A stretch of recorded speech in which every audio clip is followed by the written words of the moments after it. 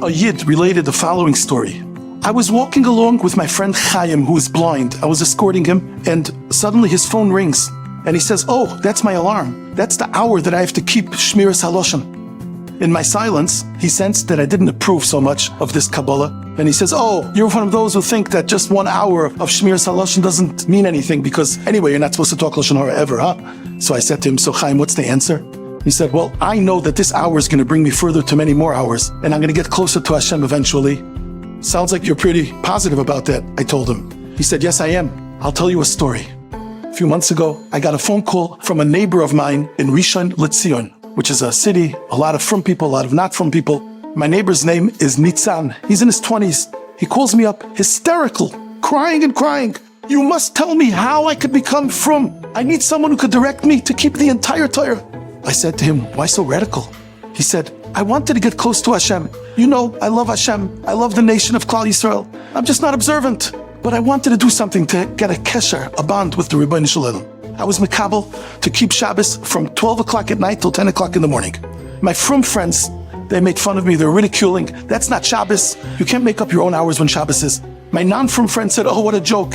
While you're sleeping, 12 o'clock at night till 10 in the morning, you're going to keep Shabbos.' But I was adamant. I want to keep it, and that's it. I want to show Hashem, I mean it. I want something." Friday night, right after that, I was out with my friends. It was late at night. We were driving, Chilul Shabbos. We were driving, and it was getting closer to 12 o'clock at night, and I knew I had to keep my Kabbalah. So I told my friends, at 10 to 12, I have to get out of the car regardless. They said, "Come on, we'll be home by 12:15. You'll just make it up maybe. Sleep till 10:15 in the morning, haha." I said, "No, I made up from 12 to 10. Come what may, I'm keeping it. 10 to 12, you let me out of the car." They let me out of the car out in the middle of nowhere. There was a bench on the side of the road. I went to the bench. I took out my phone. I shut my phone. I prepared myself on the bench, and I was going to lay down and spend the night there.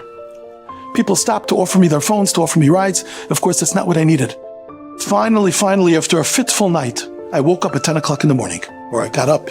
I turned on my phone. I called a taxi. Taxi came and drives me the next 20 minutes to my house. I opened the door of my house, and I am met with stares by my family members. And then they started hysterically crying, and they embraced me, they hugged me. "You're here, you're here." I said, "What?" They said, "At 11:55 last night, the car that you were in was in a fatal accident, and all the occupants were killed. We were sure we're going to go to your funeral this morning, and here you are, standing alive."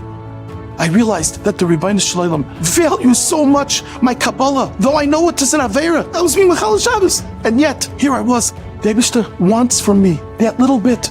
So Chaim finishes and tells me that 1 hour of Shmiras Haloshen, I'm sure, will get me places. This is the chizuk we all must take. The Rabbeinu Shalom loves even our small gestures.